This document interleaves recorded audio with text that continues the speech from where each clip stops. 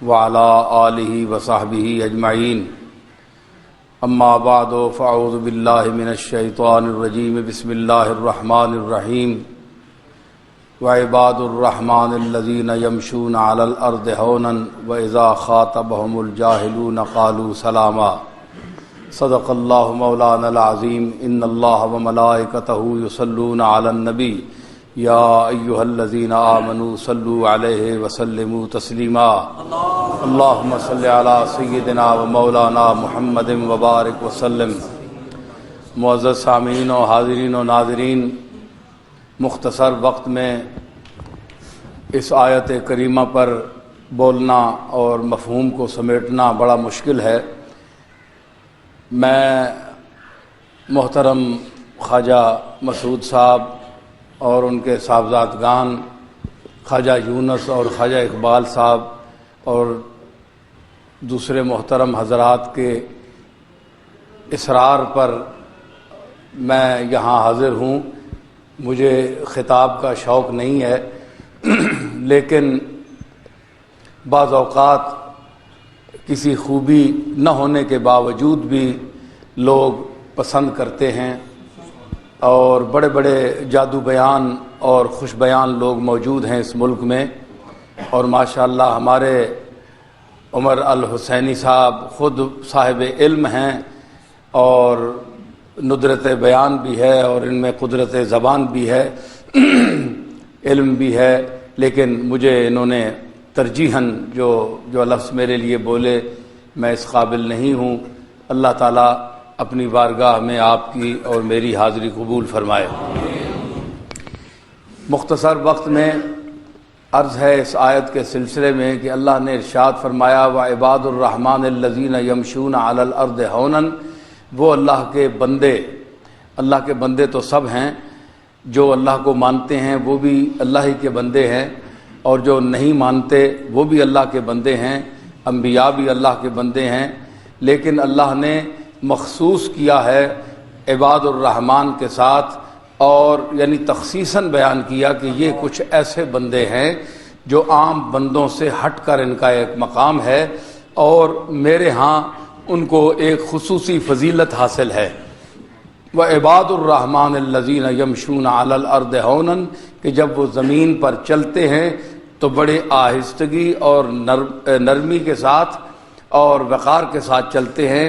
وَإِذَا خَاطَبَهُمُ الْجَاهِلُونَ قَالُوا سَلَامًا، اور جب ان سے کوئی ایسا آدمی ملے، یہاں جاہل سے مراد ان پڑھ آدمی نہیں ہے، وہ پڑھا لکھا بے شک ہو لیکن جو ان کے مرتبہ و مقام سے ناواقف ہو، اس سے جاہل ہو۔ یعنی یہ نہیں ہے کہ اللہ ویسے جو آدمی مل جائے تو اس کو ان پڑھ کے معنی میں، امی کے معنی میں یہاں کہہ رہا ہے، جاہل کا یہ معنی نہیں ہے۔ جاہل کا معنی یہ ہے کہ وہ اس کے مقام سے نا آشنا ہو، تو جب اس سے ملاقات ہوتی ہے تو وہ قالوا سلاما، وہ سلامتی کے الفاظ کہہ کر گزر جاتے ہیں۔ تو مطلب ہے کہ بعض دفعہ علم بھی ہوتا ہے، دانائی ہوتی ہے، سمجھ ہوتی ہے، لیکن انسان کا عرفان نہیں کر سکتا۔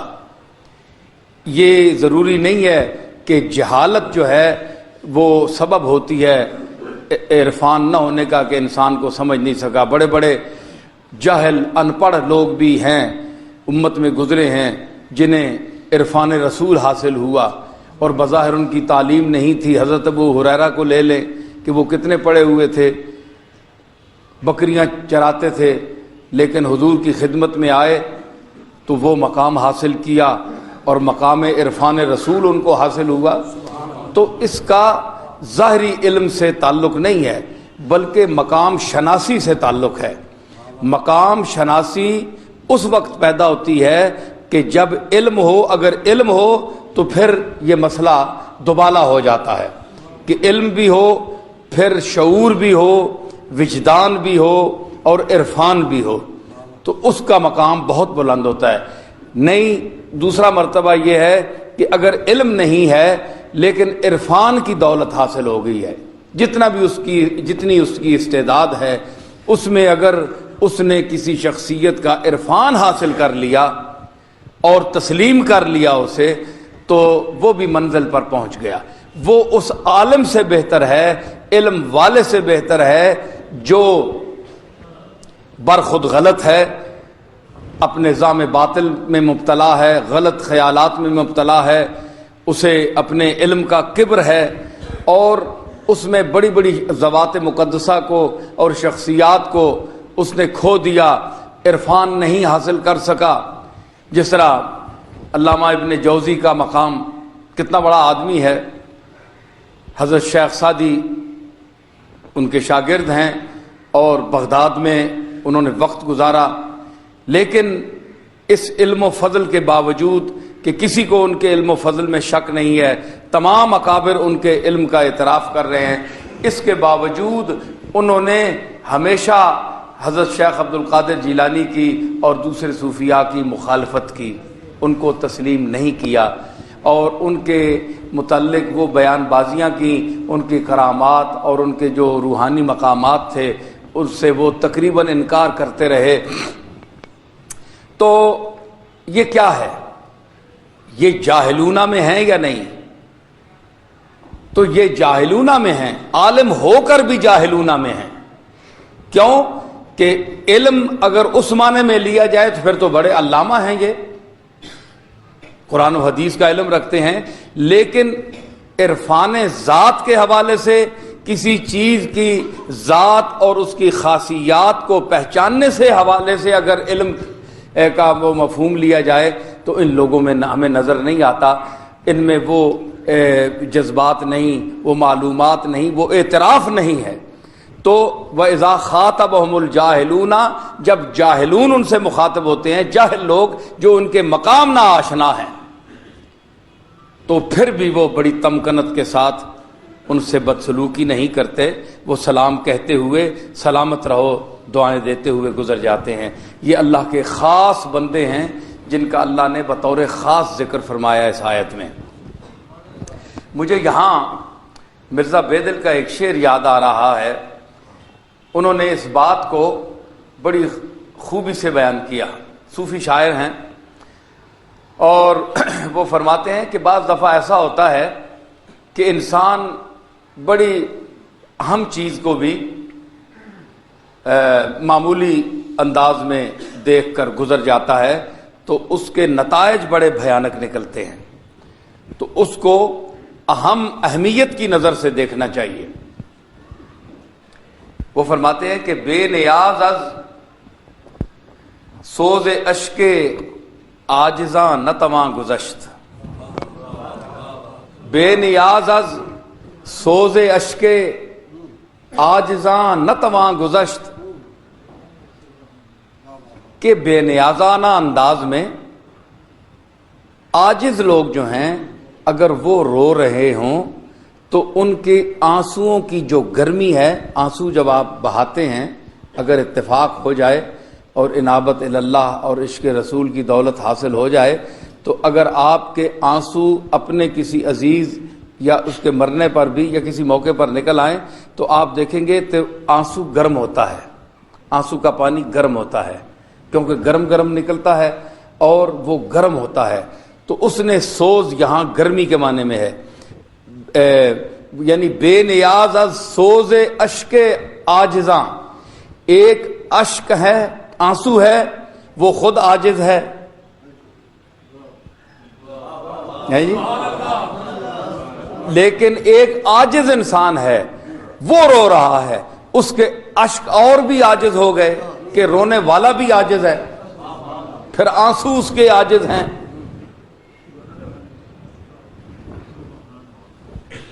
نو ناروی کا ایک شعر ہے کہ اشک غم دیدہ پرنم سے سنبھالے نہ گئے، اشک غم دیدہ پرنم سے سنبھالے نہ گئے، یہ وہ لڑکے تھے جو ماں باپ سے پالے نہ گئے. ہے جی، تو یہ آنسو جو نکلتے ہیں یہ بچوں کی مثال نکلتے ہیں، ایک ایک آنسو گرتا ہے تو یہ اپنے وطن سے غریب الوطن ہو جاتے ہیں. جب باہر نکلتے ہیں تو ان کو پوچھنے والا کوئی نہیں ہوتا ہے، کبھی زمین پر گر جاتے ہیں، کبھی دامن پر گر جاتے ہیں. تو ان کو بچوں کے ساتھ تشبیہ دی، اشک غم دیدہ پرنم سے سنبھالے نہ گئے، یہ وہ لڑکے تھے جو ماں باپ سے پالے نہ گئے. دیکھیں ایک پلک جو ہے وہ باپ ہے اور ایک پلک کا نچلا حصہ جو ہے وہ ماں ہے. تو دو پلکوں جو ہیں وہ ماں باپ کے مثال دی کہ ماں باپ سے یہ بچے سنبھالے نہیں گئے, یہ غریب الوطن ہو گئے, نکل گئے اپنے. اور ہمارے یہاں بہت اچھے ذوق والے لوگ بھی بیٹھے ہیں. میرا بیان کوئی عام سطحی مولویانہ بیان نہیں ہوتا, کچھ ذوق کی باتیں بھی ہوتی ہیں. تو حافظ جلیل حسن مانک پوری نے ایک شعر کہا تھا کہ آنکھوں میں آ کے کون الہی نکل گیا, آنکھوں میں آ کے کون الہی نکل گیا, کس کی تلاش میں میرے اشک رواں چلے.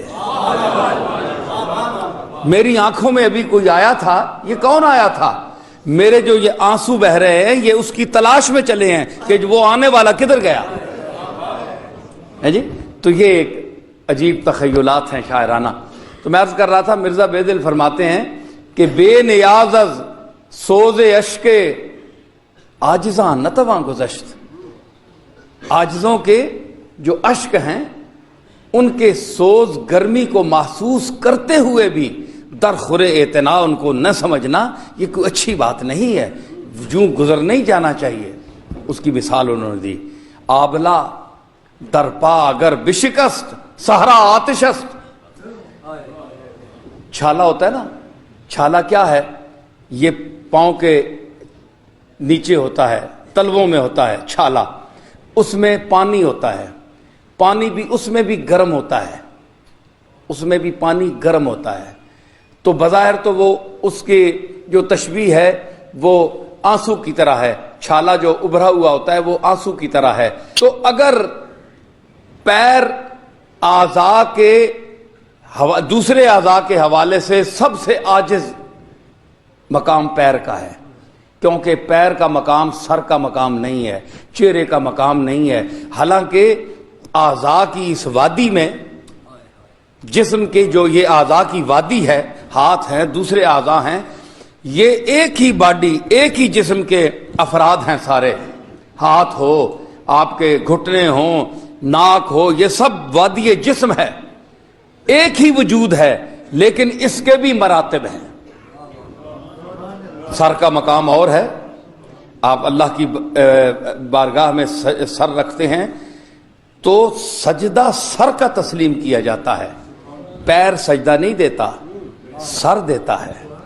اور ماتھا جو ہے اس کا زمین پر رکھنا یہ شرف بندگی ہے, دوسرے اعضاء کا نہیں ہے. وہ شامل ضرور ہوتے ہیں, لیکن ایک شخص ساری چیزیں رکھ دے اور ماتھا نہ رکھے, نماز نہیں ہوگی.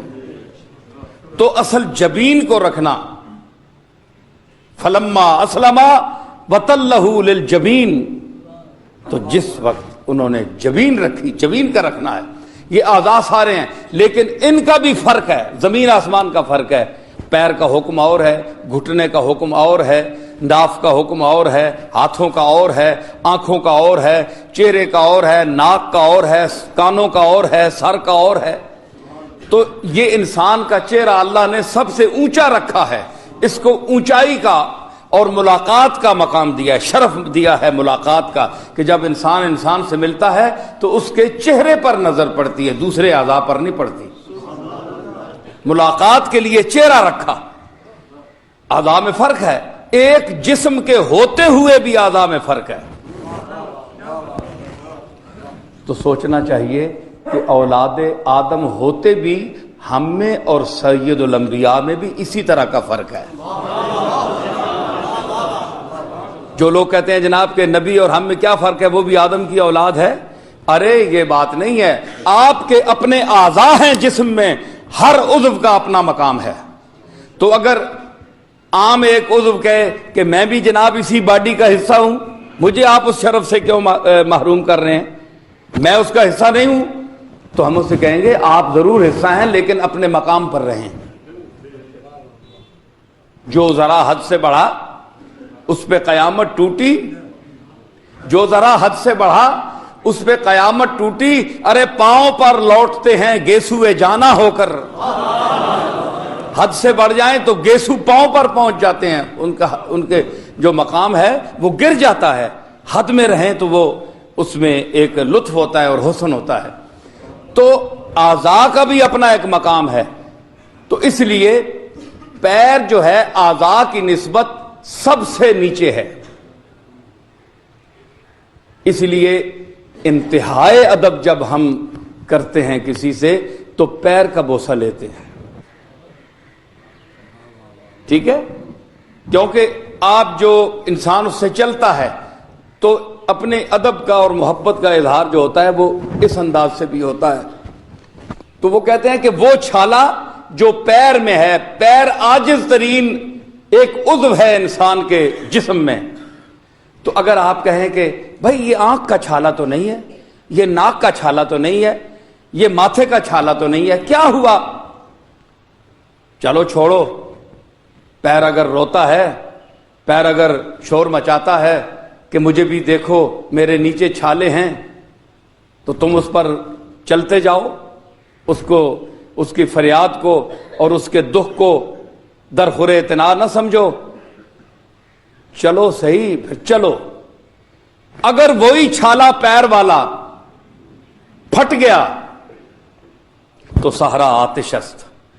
تو آپ اس مسافر کے لیے ریت جو ہے صحرا، یہ آپ کے بہاولپور اور ملتان کے آگے سندھ کا جو سفر ہے، پہلے لوگ پیدل چلا کرتے تھے نا، تو غریب لوگ، ویسے بھی کسی کی جوتی نہیں ہے تو ویسے بھی صحرا میں چلنا برہنہ پائی کے ساتھ وہ آسان ہوتا ہے.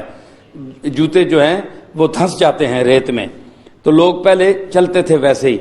تو اس میں کیا ہوتا ہے کہ وہ اگر چھالے کو آپ نے اس کی عزت نہ کی، اس کا احترام نہ کیا، اس کے اس آنسو سے آپ ویسے ہی گزر گئے، تو پھر آپ کے لیے منزل تک پہنچنا جو ہے وہ نری آگ ہے.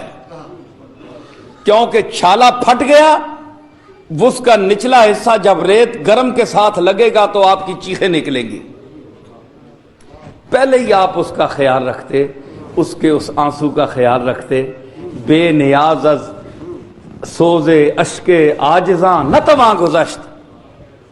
عاجز لوگوں کے آنسوؤں کو دیکھ کر آسانی کے ساتھ نہیں گزرنا چاہیے. آبلا در پا اگر بشکست صحرا آتش است. تو پھر آگ جو ہے وہ آگ ہے آپ کے نیچے، آپ چل نہیں سکتے. تو یہ لوگ یہ فارمولہ لے کر زمین پر چلتے تھے کہ امام حسن نے ایک دفعہ تشریف لائے تو مسجد کی طرف جا رہے تھے تو ایک گداگر فٹ پاتھ پر بیٹھا ہوا کچھ کھا رہا تھا. امام حسن بڑی شان کے آدمی تھے، بہت حسین تھے، بڑا شرف حاصل تھا، شبیہ رسول تھے، اپنے نانا کی شبیہ تھے. تو اس نے ان کو بلا لیا کہ حضرت آئیے آپ ہمارے ساتھ کھانا کھائیے.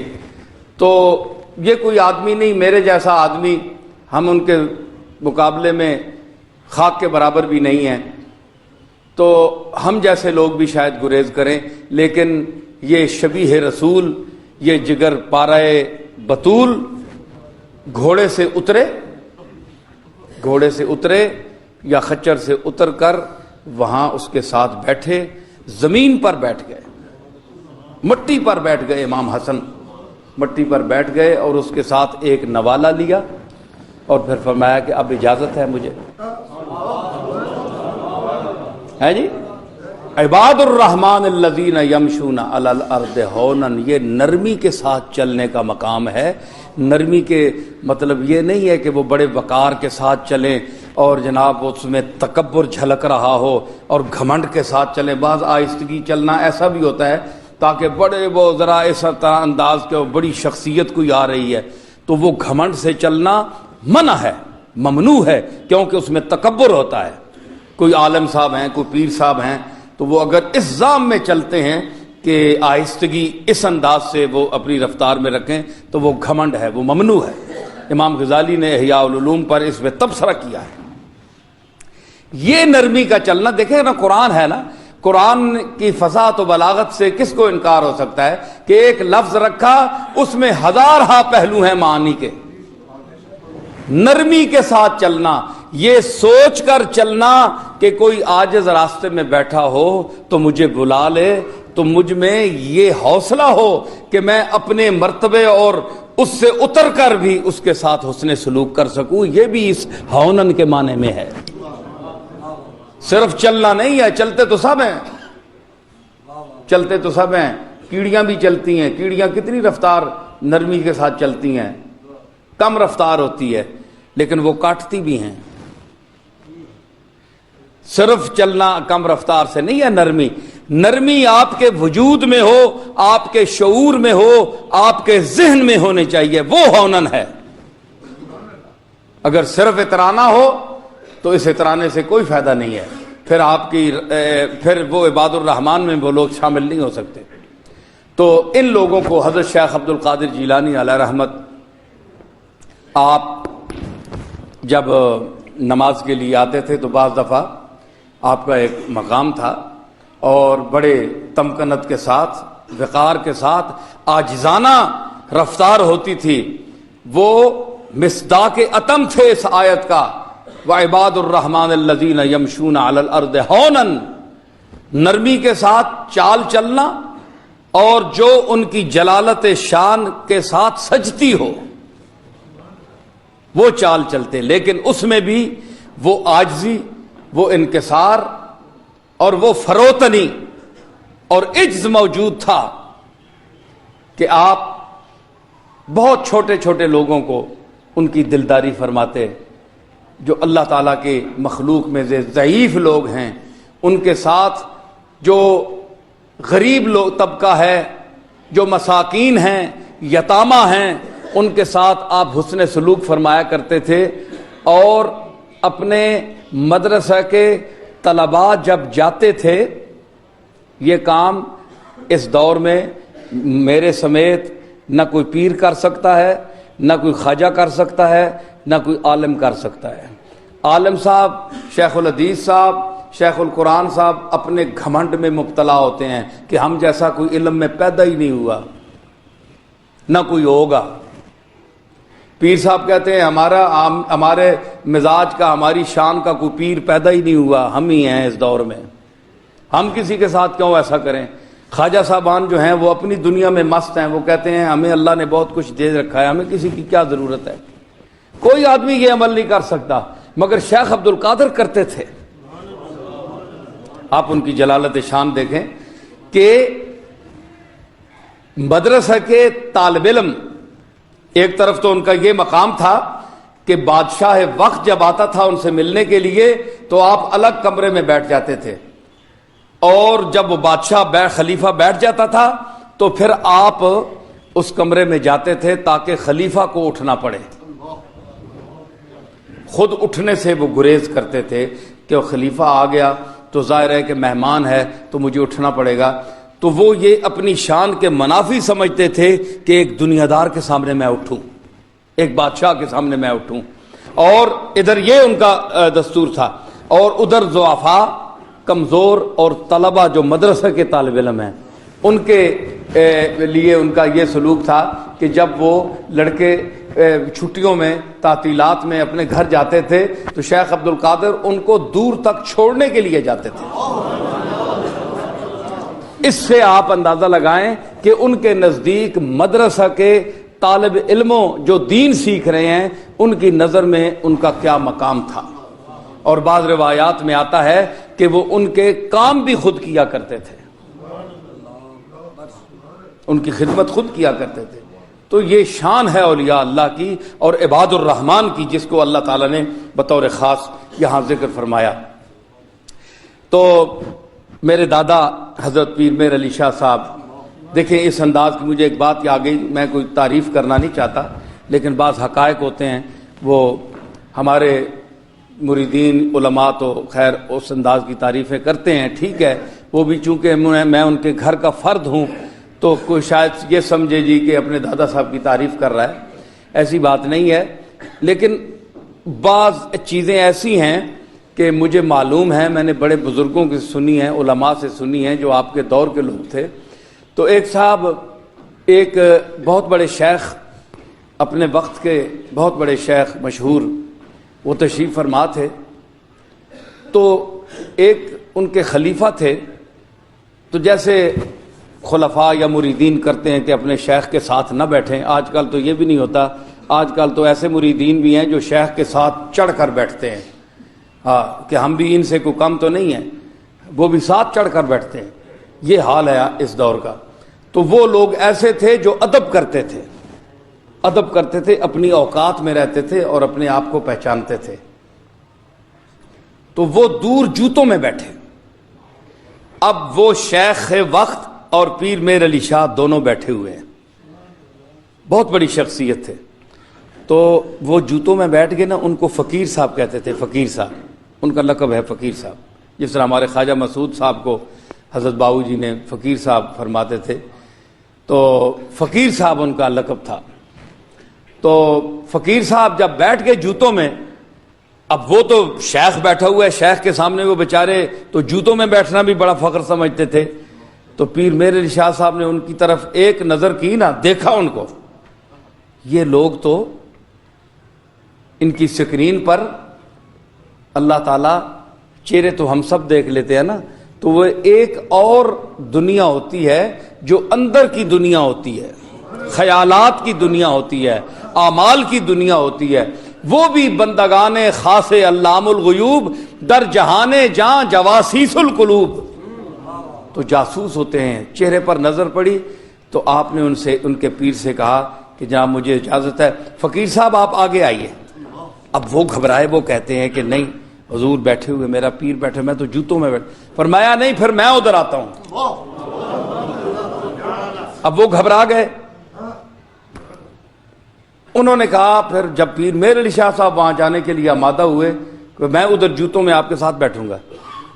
تو یہ بڑی یعنی عجیب میں آپ کو بات سنا رہا ہوں کہ اولیاء اللہ کس مقام کے ہوتے ہیں. یہ گھمنڈی طبقہ نہیں ہوتا, نخرہ کرنے والا اور اپنے آپ کو بڑا سمجھنا, جس طرح آج کل ہے چکر ہے جی, جو دنیا کا بھوت ہے تکبر اور غرور کا, اور ہر فعل میں ہر عمل میں اپنا کبر اور اپنے آپ کو منوانا, یہ کچھ بھی نہیں ہے. چاہے مولوی ہو چاہے پیر ہو, کوئی شے نہیں, لاشا ہے. بچیے ایسے لوگوں سے. میں آپ کو طریقہ بتا رہا ہوں پیر میر علی شاہ صاحب کا, جو صحیح اللہ کے مقبول انسان تھے. تو فرمایا میں ادھر آتا ہوں. اب ان کے شیخ نے کہا نہیں ادھر آ جاؤ فقیر, ادھر آؤ. جب وہ سامنے آئے تو کہنے لگے حضور اور کوئی بات نہیں, مجھے آپ سے اللہ اللہ کی خوشبو آ رہی ہے. یعنی اس مقام سے آپ اللہ کو پکارتے ہیں, وہ تعلق ہے آپ کا اللہ کے ساتھ کہ آپ کا جوتوں میں بیٹھنا میں برداشت نہیں کر سکتا. یہ ہے نگاہ مومن مرد کامل کی, یہ ہے نگاہ کہ پتہ نہیں شیخ پہچان سکا کہ نہیں, لیکن پیر میر علی شاہ پہچان گئے جی. ان کو جوتوں سے اٹھا کر اپنے پاس بٹھایا. تو یہ عباد الرحمان ہیں, یہ ان کا ایک مقام ہے. اللہ تعالیٰ آپ کو اور مجھے ان عباد الرحمان کے ساتھ تعلق رکھنے کی توفیق عطا فرمائے اور ان کے نقش قدم پر چلنے کی توفیق دے. حضرات میرے بیانات, خطابات, سیڈیاں ملتی ہیں, سب لوگ آپ سنتے ہیں. میں کوئی پروفیشنل مقرر نہیں ہوں, خطیب نہیں ہوں, لیکن جب میری طبیعت خطابت پر آ جائے تو وہ گر بھی جانتا ہوں. میں اللہ تعالیٰ کے فضل سے میں خانہ سخن کا گدائے قدیم ہوں, ہر رنگ کی شراب پیالے میں ہے میرے. تو اللہ کے فضل سے وہ چیز بھی ہے. لیکن میں آج جس انداز سے میں نے اس مختصر وقت میں کوشش کی اس آیت کریمہ پر بولنے کی اور مفہوم کو سمیٹنے کی, اللہ تعالیٰ آپ کو اور مجھے ان کے اتباع کامل کی توفیق عطا فرمائے. وآخر دعوانا ان الحمدللہ رب العالمین. سبحان اللہ. سارے عوام سنتے پڑھ لیں.